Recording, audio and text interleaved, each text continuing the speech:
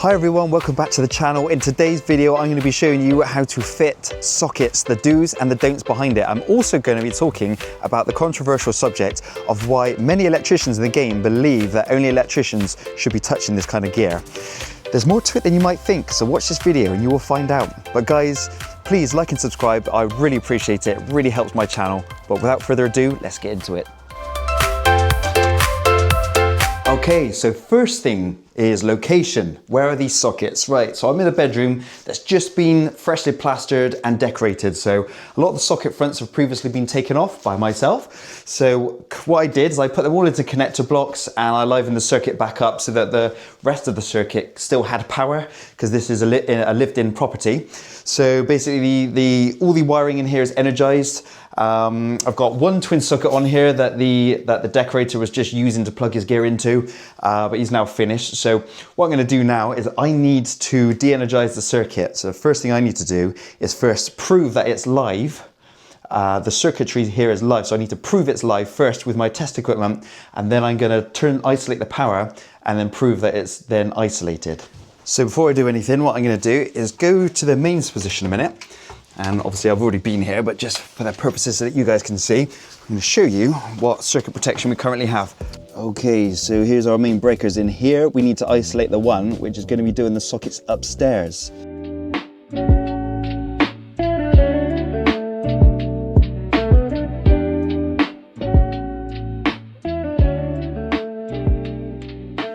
So there's various equipment that you can have to do your testing to prove whether a circuit is live or not. And I'm going to show you a few bits that I use. So let me show you the kit that we use. Here we have our multifunction tester. I use the Fluke. Nice and simple. I haven't got one with all the bells and whistles. This is just their straightforward model. It does everything that I need. It checks for short circuits, open circuits. It does RCD tripping times. It does earth path checks and things like that to make sure that circuits are safe. Everything you need as an electrician is in this unit. So within reason, of course. So yeah, there's our multifunction tester that every electrician will use something around these lines. Here, we've got our multimeter. This is great for just doing some simple resistance checks, and you can also use it for voltage as well with the probes. So it's a great piece of kit to have in your collection. This is great for anybody that's kind of like at home doing their own thing. Not that I recommend it, but this is what a very good useful piece of kit just for plugging into sockets. And as electricians, we also like to use this as well because we identify circuits and things like that by plugging in testers. When you don't want to be carrying stuff around with loads of wires and everything, you can just simply plug this in. It tells you that it's live or dead, and away you go. And here is our very handy Volt stick pens. We love these in the game. However, one thing I do say is that we don't rely on these for electrical safety. These are just indicator pens. So what I like to say about that is you don't want to put your life on the line, you know, and assume that everything's isolated just because the pen says. You want to be using test equipment like this to prove. However, this just does help with when you need to indicate, you know, whether something's isolated or not. But certainly don't use this just purely for electrical safety. It's an indicative tool to help you diagnose certain things. So let me show you them in action. If I plug this in like this now, like so, and I turn it on, we get the 3 green lights. Those 3 green lights, not only is it telling me that it's live, it's telling me it's wired correctly. If one of those lights is flashing or anything like that, or turns amber, that tells me there's a problem. That means that there could be some incorrect wiring or something like that. Here we got the Volt stick. This is very handy for putting directly onto the live conductor itself. The live, you got your live, your neutral and your earth in here. They're not live, but the live is obviously live, hence the reason why the pen lights up like this. So a great indicator tool. But again, don't rely on it for electrical safety. Here, we got our multimeter, currently showing 0.037, which is basically means it's showing nothing. If I now put my probes onto the top here, across the live and the neutral pins of the socket like so, it is now, sorry, I'm trying to hold the camera at the same time. It's now showing me I've got 238 volts. Basically, it's live. So That's that one, and exactly the same principle with this one as well. So what I'm going to do right now, I'm going to use this little plug-in tester. This is kind of like the general good all-rounder for anybody. So I'm going to use this whether you're a tradesperson or whoever you are. Then this is just a great all-rounder. So what I'm going to do, I'm going to plug that in. And the great thing is, because you get that handy beep sound, you know it's live, so that when I go down to the mains position, I can still hear it from down there. So I don't have to isolate a circuit and come running back up again and test. I can already hear it from downstairs.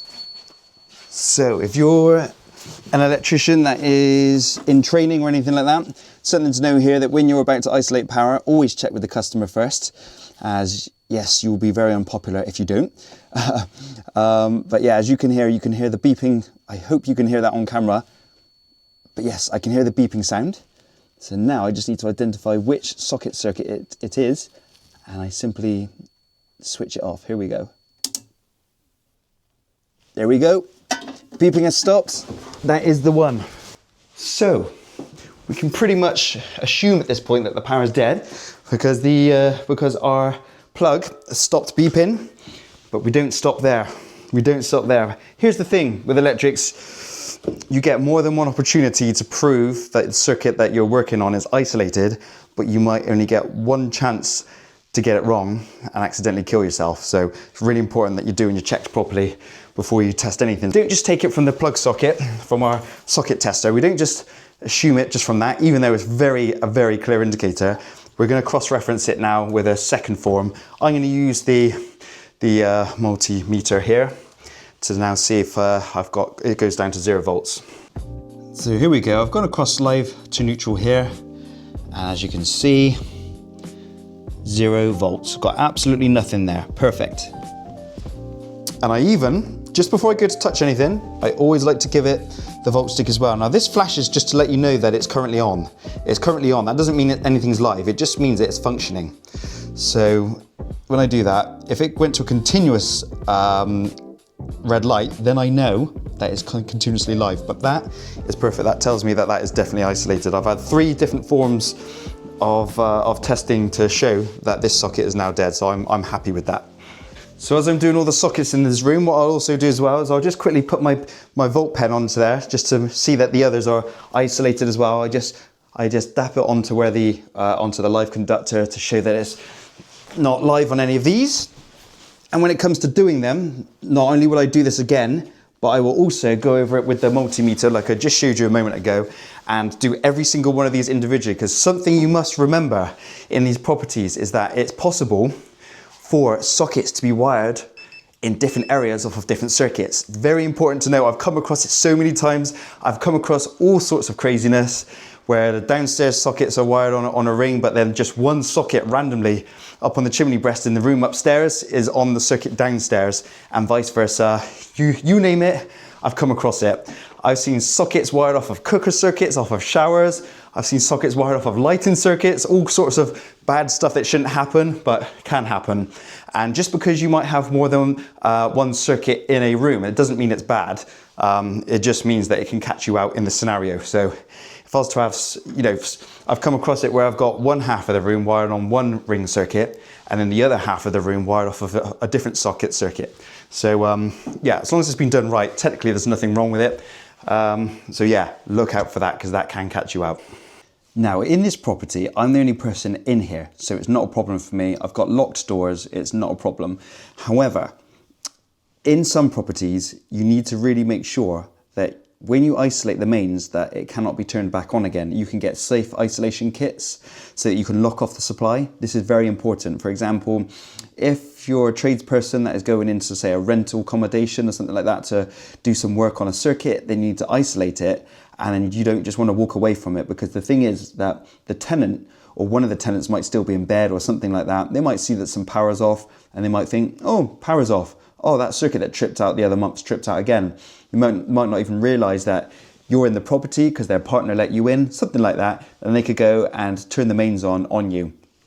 I have had something like that happen to me before many years ago, but it was a little bit different to that. Or it could be a commercial property where they're used to, you know, I've had it in a bakery before where they're so used to things tripping out, where they've overloaded circuits by plugging too many things in, that the staff are just used to going in and just turning circuit breakers on. So in that environment, we would always make sure that we had lock-off kits to be able to lock off and isolate the circuit breakers, because otherwise they'll just turn the circuit on, not realizing it was you that turned it off. So in this environment, it's safe, but just something to be very mindful of.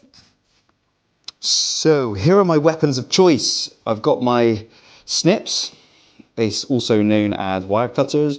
I've got the CK ones here. I regularly use the Nipex ones. Yeah, really good brands. I've always used them, had great results with them. Got my flat-headed screwdriver. This is a 6mm flat-headed screwdriver, fully insulated to 1000 volts. This one's made by Klein Tools. And I've got myself a CK 4mm flat-headed screwdriver. So I use my 4mm generally for doing up the connections, and then to give them a little extra tweak to make sure they're nice and tight, I use the 6mm, so it gives me a bit more torque on them. And obviously I have my twin socket, which this one is made by Click Mode. Good reputable make. I find their kit good quality. It looks nice as well. I mean, it's a twin socket, so it can only get as nice as it can get, being a twin plastic socket. But yeah, aesthetically good. And also, this kit is very easy to source nationally all around the UK very easily. So it's a good all-rounder in terms of price point compared to quality and aesthetics. It ticks all the boxes. Right, here we go into the socket change then. So I'm about to take off the old socket, nice and simply. Undo your terminals. Top tip for you, when you're undoing it, instead of trying to hold the screwdriver like this and trying to make get the screwdriver into the terminal like that, put your thumb there and just rest the screwdriver on the side of your thumb like that. A bit like a snooker player playing snooker, you know, when they rest it on their hand, it's like that, but with the thumb, and it gives you that good direction to be able to get into the terminals without you shaking around everywhere. Depending on who you are, you may shake a little bit. I get the shakes a little bit some days, especially if I notice my sugar levels are a bit low. But anyway, here we go. Socket is off, nice and easy. So as you can see here, the cables aren't particularly long. They should just about be long enough to work with, but they're not extremely long. But if you notice here, see the copper? See these copper ends here? The copper, you can see where the terminal screws of the last socket have been biting onto it. You can see it is bitten into it and it's damaged the copper a little bit. It's flattened it a little bit in places. This creates weak points on ready for the next socket to go on. So what we always do is we strip these off. But before I do anything, what I want to do is straighten these wires out, so just makes them a bit easier to work with. I always like to give them a bit of a straighten out because they have been squashed up in the back of this socket for the last 20 years or so. So I'm just going to straighten them out just to make them a bit nicer to work with, like so. And what I do like to do as well is not only straighten them out, but I will also see, I can see this has been done pretty good. It's got a nice metal box here. We've got grommets there, rubber grommets to stop any scagging when it was installed. I'm placing a bet that there's probably going to be some plastic capping in this wall. So the plastic capping will go from the socket box down, and that means that these cables run down through the center of it, and it means that they're free inside of that capping, if there is capping, you know, and then the plaster would have gone over the top. Not always the case, but if it's been done well, and it wasn't done too long ago, then there will be capping here, and it means that these cables should have a bit of movement on them. So what I'm going to try and do is just try and see if there's a little bit extra to pull up. I don't want to pull too much because I don't want the cables underneath the floor to become taut. See there, if I give it a little, oh, there we go. I've got some extra there. See that? And on this one, a bit more. Give it a little wiggle. Yeah, I got a little bit more on that one as well. So don't need quite as much on that one. I'll push that one down a little bit. But yeah, that little bit extra helps give me a bit more maneuverability, because when you're putting on a new socket, you can find that when you cut off these ends to make way for new ends, that you end up making the cables a little bit shorter. It makes it that much harder to try and terminate it, because the connections start getting closer and closer to the wall. It all gets a little bit tight in there, so I've just pulled a bit of slack, which will work in my favor.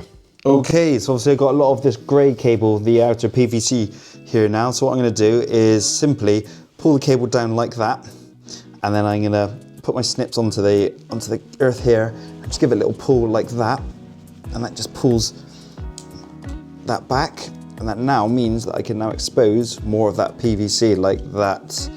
and I just simply cut that off like so. I do the same on the other one. To be honest, if you're not used to doing it this method, or if you've got a wall that you need to be careful of, i.e. a finished painted wall like this, I would recommend getting a Stanley knife and just slicing this bit just gently, or an electrician's knife. That's what I should really be recommending. Electrician's knife, just cut that gently across here and then pull the earth out.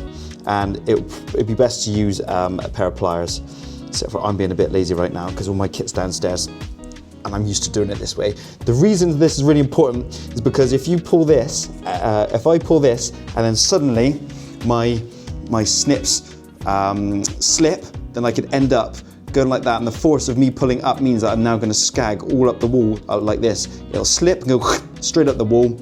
Come across it before. Don't do it when you've got finished walls like this. Okay, so just pull that sheathing back like this. Got my cables nice and straight. I got a nice little bit of length to work with here. And then now I'm going to take off this old sleeving, because now I've stripped some more back. This sleeving is now not long enough. See here, it's showing a lot of the actual copper on the ends now. So I need to get rid of this, and I'm going to put some fresh stuff on. But before I do that, I'm going to cut off these ends of the copper that have been damaged by the screw being tightened up onto it. Just cut them off so I've got some nice fresh copper ends. Do the same on all of your terminals, like so. And that is why I've pulled up a little bit of that slack, because it means that, because I'm cutting some off, it means that I've still got plenty there, because I've managed to drag up a bit of that extra slack. So I did go and get my pliers after talking about being lazy, because I realised I was going to need them more than I thought. So give them a little bit of a straighten out with the pliers. It's always nice to straighten out your wires out as much as possible. It just makes your life easier working with straighter cabling. So it might take a moment, but it's just worth it getting all these little kinks out, because you've got some nice straight laced cables, like, so you can properly see what you're working with. I can't stand working with spaghetti. Right, so first thing I'm going to do, I'm going to lift these earths out of the way a minute, get them out of the way. And what I'm going to do is I'm going to focus on restripping the live and the neutrals here. So neutral first, like so. You don't want to pinch too tight, because you'll end up pinching and nicking into the actual copper. As soon as you nick into that copper, you're creating a weak spot.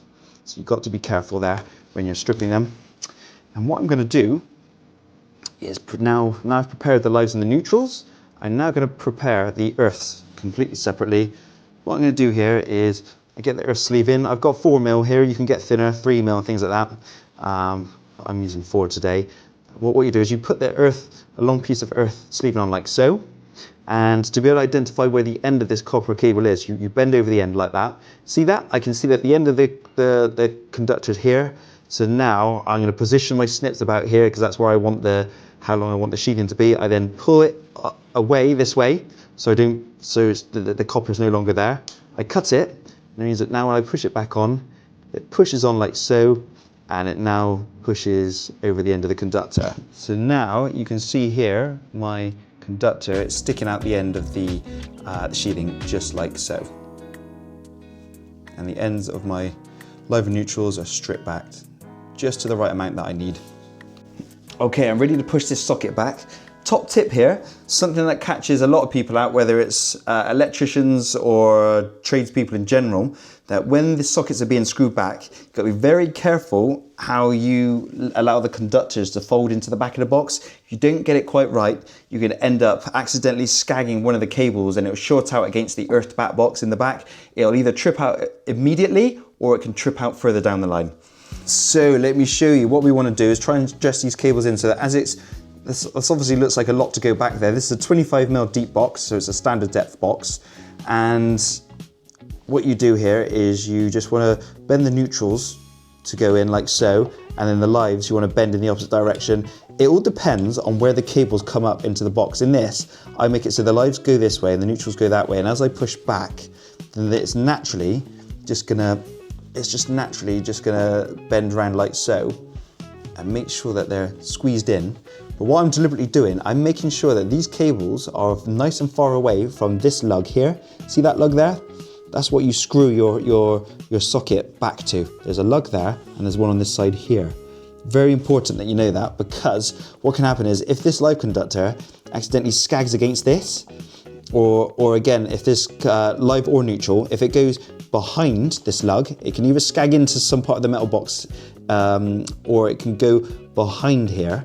What can happen is as you drive that screw through the lug, then what ends up happening is that it then pinches straight into the conductor that's behind it, and depending how it's done, it can either create a dead short so it trips out immediately when the power is energized, or if it's not quite making a good enough contact, then it can slowly corrode over time and it can end up being an issue. It might be 6 months down the line, a year down the line, or it might be next week. You just don't know. So you've got to be really careful at this point when you're screwing back and pushing everything back. What I do as well is I give it a little bit of a squeeze like that, so that all the connections aren't pushing into the back, the wires aren't pushing into the back of the box too hard. And basically making sure, you can see here where this hole is here, this hole will line up with that lug, same on the other side. You can see there's no wires, all the wires are a million miles away from it on that side, and they are that side as well. So when it goes back, there's nothing really for it to skag into. So when I push the socket back like that, it pushes back with a bit of luck. Yeah, nice and flat. Now all I need to do is get it screwed back. Now, something that can catch people out is that sometimes, depending on the socket box that you've got in the wall, can depend on what type of screws you're going to use. The screws that come with sockets in general, I think they're about 25 mil, 30 mil long, something like that, which can do many different applications. However, sometimes if the box is recessed into the wall a bit deeper, you can get caught out because the screws that come with the socket won't be long enough to screw it back to the wall. So it's always handy to have when you're doing sockets, to have these 3.5 millimeter machine screws. So these are for screwing back sockets and switches. As you can see here, this is a normal, let me show you what comes in the pack. In the pack, they come like this with these machine screws like that, of that length. Great. That's great for many different applications, but not always. So hence the reason I like to have my own ones of these. Sorry, I'm waiting for my camera to focus. These are 75 mil long. This will get you out of trouble with most different wall types and box depths. Not guaranteed. Sometimes you need to go even longer than that, but yeah, this gets me out of most issues. And here's the thing, these can be cut down. So if it's too long, you can shorten them. If it's not long enough, you've got a problem. So hence the reason why longer is better when I get these screws. So as you can see here, here's the extended one that I have, and here's the one that actually comes with the socket here. You can see there's a big difference between the lengths of these two. And here's the thing, if you do want to cut these down, I would recommend, I see these snips I've got here, these snips have actually got holes in them, and these holes are specifically so you can put your plate screws in, and you can slide it to whatever length you need, and basically you squeeze them like that, and it then just cuts the screw down to whatever length you want. So you just simply put it into the 3.5 mil hole, cut it, and it just takes a bit more off like that. So you can get it to exactly the length that you need, which is really important. You can actually just use the actual snipping part. That can be done. I have done it in the past to get me out of a situation. However, something to bear in mind with that is that these snips are designed for cutting copper. If you try to use it with these machine screws, then what happens is, because it's got a very fine thread on here, what you'll end up doing is when you bite into it like that to cut it, what will end up happening is it will actually damage the actual thread, the beginning thread, and that's normally the bit that's really important, because if you end up damaging that, it ends up basically bending all the beginning of that thread. So when you attempt to screw that socket back, it will screw into it, but it will start to damage the lug that's actually in the box, because it's going in all a little bit blunt and a little bit mashed up. So by using this, it's got a nice refined cut there, especially for cutting faceplate screws when you put it through that hole. So really good to bear in mind, and a very good bit of kit to have along with your extended faceplate screws. Okay, so now I'm going to screw back. I just want to really make sure, once more, just to make sure that, see my screw that is now sticking through here, ready to go into the lug on the back box, just making sure visually I see nothing behind there whatsoever. That's great, there's nothing there, so it means that I can now put the screw in position like so, hold it there with my finger, and then make sure that as I start to do up the screw, make sure it doesn't feel like it's graunching. When I say graunching, that means that it's not cross-threading. Because the thing is, once you start to cross thread, it becomes a real problem. and it can be corrected quite simply by the use of using a threading tool. So basically a threading tool cuts a new thread. I'll save that for another video. So here we go. Still up nicely like so. Top tip as well, when you're screwing back, see there's a bit of pressure, there's obviously quite a bit going on behind here. So as I push back, see it's pushing back towards me. What you want to do here is, when you're doing up the screw, just push some pressure like that. Push it against the wall with one hand and then do it up. That allows the screw to do up, not under tension. You've got more chance of your screw starting to cross thread, even if it's started off making a good clean sort of clean drive into the screw terminal. What can happen is, because of that, if there's too much pushback, what can happen is, depending on the screw and how many times it's gone into the hole before, it can actually cause issues and damage the actual lug and the screw that you're trying to put in. So by holding this back, it just takes off that tension. You do it up like so, and obviously as it does up, then you can just release and let go like that. And it just means that your screw's got more of a chance. Okay, so but just before I do it all the way up, I now want to make sure that it's going to be level. So I'm going to use my trusty spirit level. Just had to run down and get my spirit level. The links to all this kit is going to be in the description, guys. So if you're interested in any of this, it will all be in the description. As you can see here, the spirit level is showing it's a little bit out. So I've only just tightened this up, just biting against the wall. So I've got one adjustable lug on this back box, so it means that I can raise up, make that socket go up and down as needed. See, there's a little bit out, a little bit of adjustment there. Get it just right. And now I can give it the final bit that it needs just to tighten up. Be sure not to over tighten. It's that fine line again between tight enough and over tight. And the flatter the wall behind, the better. It just means that your socket is going to sit so much happier. Also, give it once it's tight against the wall, with two hands, give it a little wiggle like that. Make sure it's not going anywhere, which is great.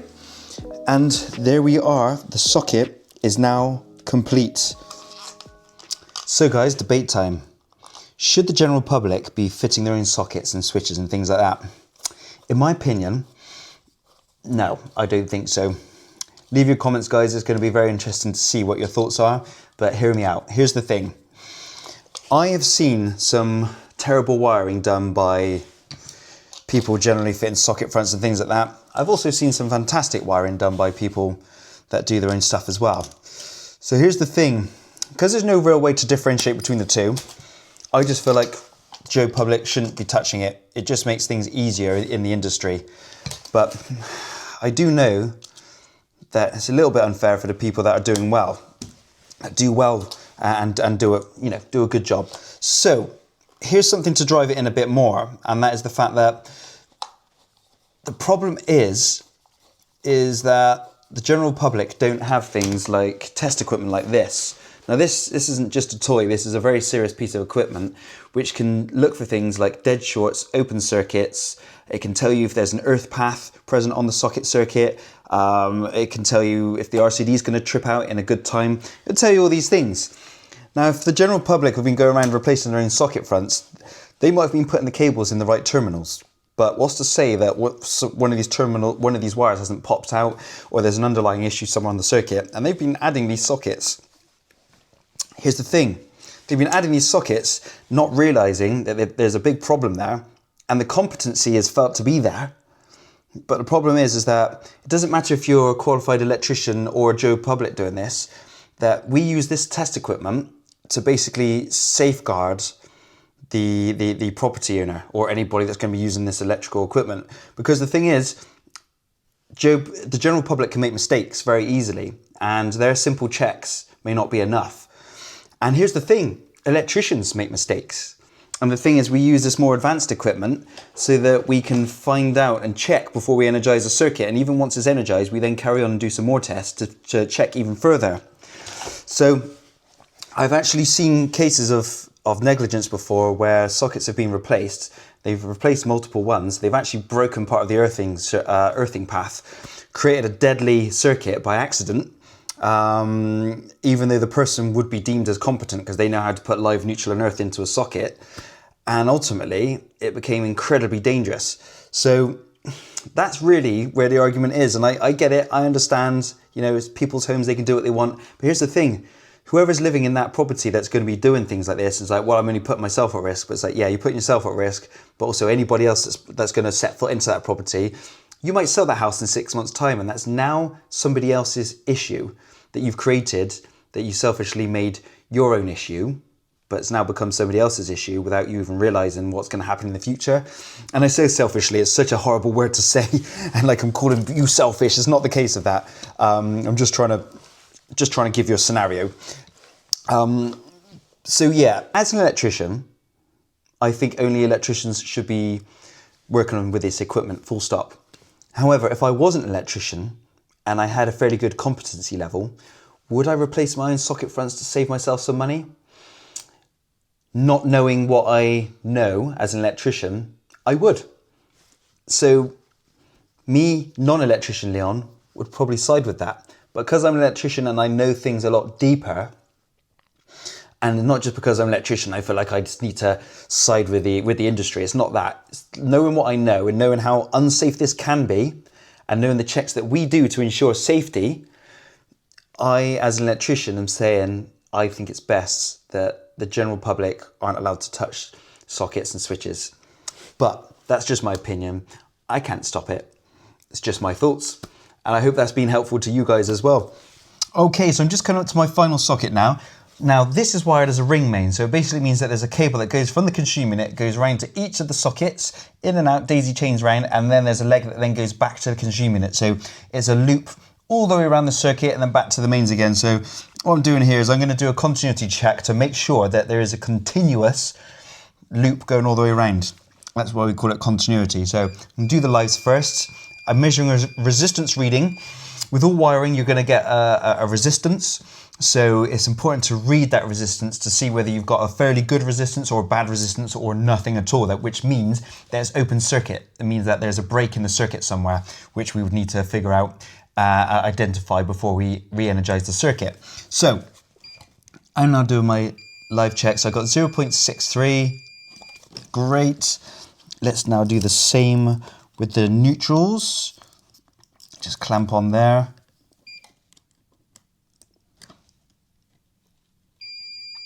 .63, yep, that took a little while to level out then, but it's there. All right, my last reading I'm getting now.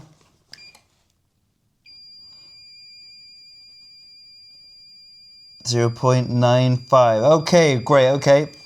That's decent, that's decent. So as you can see here, let me show you the readings that I am getting.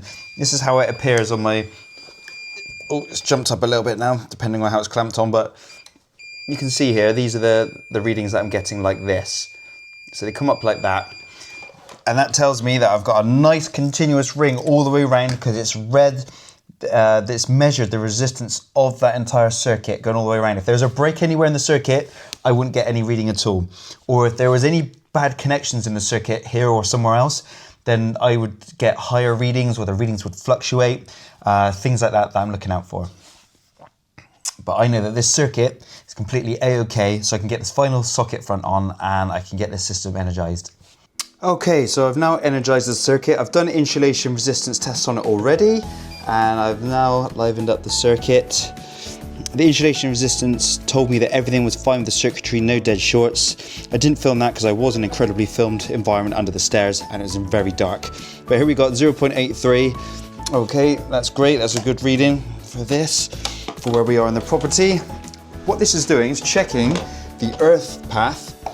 Basically, it's checking where the current will flow in a real life situation down between the live and the earth.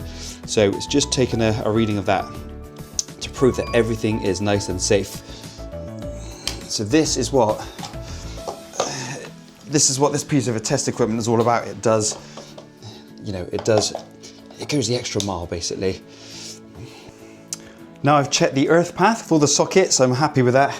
All I need to do is trip out the circuit now, and it's just tripped out, RCD reading of 11.9 milliseconds, nice and low. So that is how not only have I proven the path of that the fault current will take that is continuous back to the mains, but I've also proved that the equipment will trip out at the mains nice and quickly as well. So guys, hopefully you've enjoyed this content. Please give it a like and subscribe. I'll see you guys on the next video.